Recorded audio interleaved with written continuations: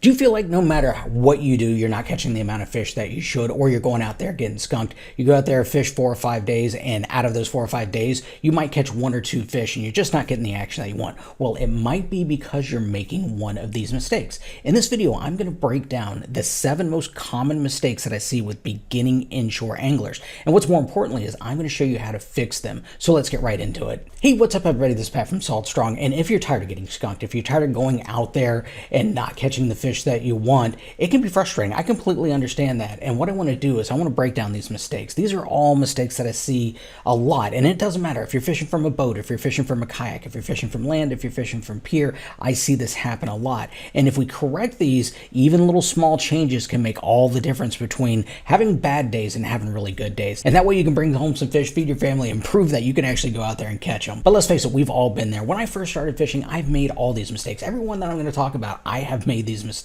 So I'm speaking from experience on how to fix them. So mistake number 1 that I see people doing is using gear that is too heavy. Now I know what it is. We see these visions of grandeur of all these big fish being caught out there. I mean, we're fishing in saltwater. There's fish that are giant out there. So we have to have this big gear in case we run into one of those fish. But in reality, when we're inshore fishing and we're looking for those slot-sized fish so we can take home and we can feed our family, we don't need the big gear. Matter of fact, that big gear actually scares off the fish that we're really after, the fish that we're even allowed to come home. So yes, you can run into big fish that are out there, absolutely, but most of the time the fish that we're after we can catch with smaller gear. Matter of fact, smaller gear is going to be lighter, you're going to get more bites, and therefore you're going to have more opportunity to catch more fish if you downsize the gear that you're using. So that big offshore stuff, that big tuna gear, you really need to leave that at home and just go down to smaller stuff. So what we recommend everybody start with for inshore fishing is going to be a medium power rod that's going to be somewhere in that lure weight range of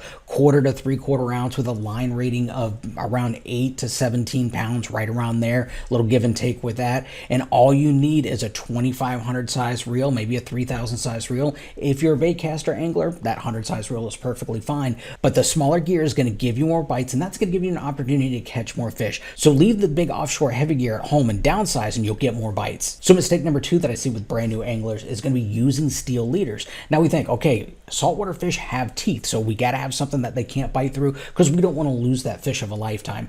Well, unless you're specifically targeting shark or mackerel, something along those lines where you need that steel leader, that steel leader is actually keeping you from getting those bites. Those fish like the redfish, the trout, the flounder, the stuff that we're trying to catch and bring home are going to be scared by that steel leader. They can see that, they can detect it. So going to a regular monofilament leader and not using those pre-rigs that you see in the box store, you'll see it says flounder rig and it's got all this, steel on there with all these attachments. That is doing nothing but scaring the fish. All you need is monofilament leader with a simple weight and a hook on it. That's going to be plenty for all these fish that we're after. So any of the redfish that you see, sea trout, flounder, even snook, monofilament line is the way to go. Again, this is all about giving you the opportunity to get more bites, and with more bites you're going to catch more fish. Mistake number 3, that is going to the same spot over and over and over, even though we're not catching any fish and we expect different results.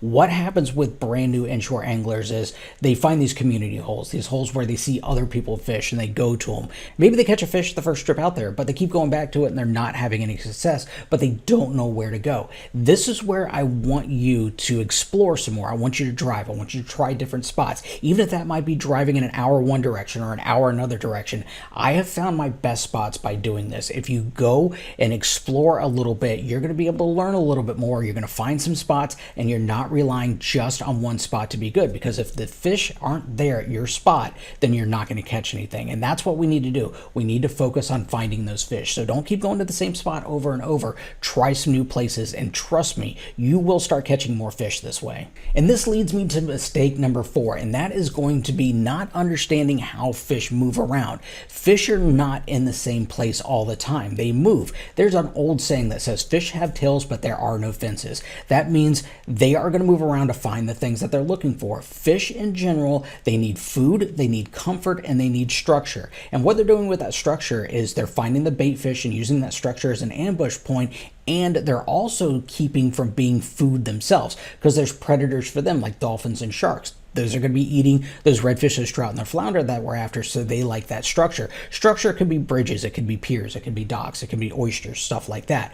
But not knowing where these fish are moving to and where they're coming from is really detrimental in the amount of fish that you're catching.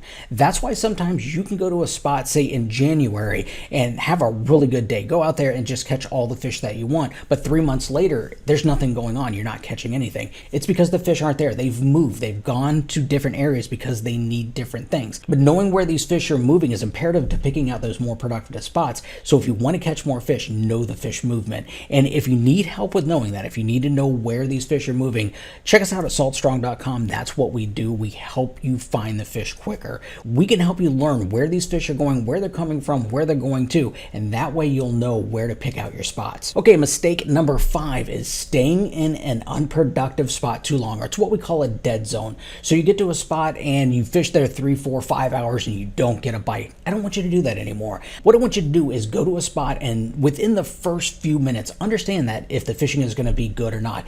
The best guides in your area can tell when they pull up to a spot if the fishing is going to be good in that spot because they know things to look for. They're looking for activity, they're looking for birds, they're looking for bait, they're looking for feeding activity, they're looking for general signs of life. Could be dolphins feeding, could be a lot of different things.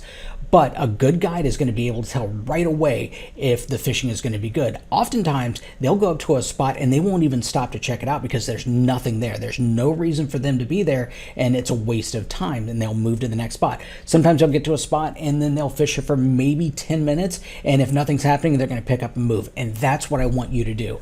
I want you to stay in an area no more than 15 to 20 minutes if you're not having any action. And that's why it's important to pick out 4 or 5 different spots. And again, it doesn't matter if you're fishing in a boat or a kayak or even land-based fishing, if you're in a pier or a dock or fishing from shore. It's a good idea to always have 4 or 5 different spots picked out, because if you go to your first spot and it's a dead zone, nothing's going on, you move to your next spot, then you move to your next spot, and eventually through that cycle, if you pick 4 or 5 spots, you're going to find one that's holding at least something for you to catch. So don't just pick one spot and stay there 3, 4, 5 hours, because it's probably not going to happen. If it's not going to happen within the first 10 or 15 minutes, then you're probably in a dead zone and you need to move on. Don't waste your time. Move to the next spot within 15, 20 minutes. Now, the next mistake that I see, this one is common that I see with pier anglers or even shore anglers. What happens is you see people that'll get to a pier, they walk all the way to the very end of that pier, then they take their rod and they cast it as far away as they can from that pier because the big ones are out in deeper water, right? Wrong. So remember, we talked earlier about fish liking structure. They like cover. That pier that you're standing on is the cover. That's where a lot of these fish are hanging out. So when you go to the end of that pier and you cast as far away as you can, you're actually casting away from the fish because the fish are using that pylon as their cover. That's where they're finding their bait fish, and that's where they're finding their protection away from their predators, is around the pylon. So instead of casting way out away from the pier, drop straight down and fish each one of those pylons. And even different species of fish are going to be at different areas of that pier. Your trout and your redfish can actually be in the surf zone wherever those waves are breaking, and your flounder is going to be nearby that, not all the way down by the end of that pier. Sometimes you're walking past all the fish that you want to catch to get to the end of the pier. So there are some famous piers that are in different parts of the country that you see maybe tuna being caught, maybe Spanish mackerel, maybe kingfish. These are those pelagic species. That bite only lasts a few weeks and then it's gone. But if you're looking for your trout, you're looking for your redfish, you're looking for your flounder, oftentimes those are going to be caught on the pylons right there underneath your feet. So don't walk past all those fish trying to cast at something that you might not even know is out there without trying those pylons. That's where the fish that you're going to be able to catch and take home and feed your family with, you could be standing right on top of them. The next mistake that I see, I've done this before, and please don't do this, that is buying your bait from a box store. We've all seen it. We've gone to the fishing aisle of the big box store. There's that cooler back there that's got that bait in there. Who knows how long it's been in there? It's probably been in there since last year. The fish that you're after, the predatory fish that you're after, can tell the difference between fresh bait and decaying bait.